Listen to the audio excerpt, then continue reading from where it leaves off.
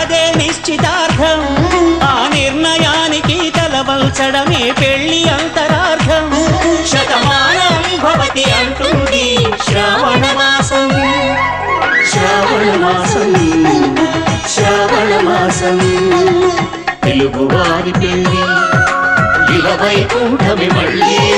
సంప్రదాయమే సౌందర్యంగా సాగుతున్న పెళ్లి, ఇది తెలుగువారి పెళ్లి.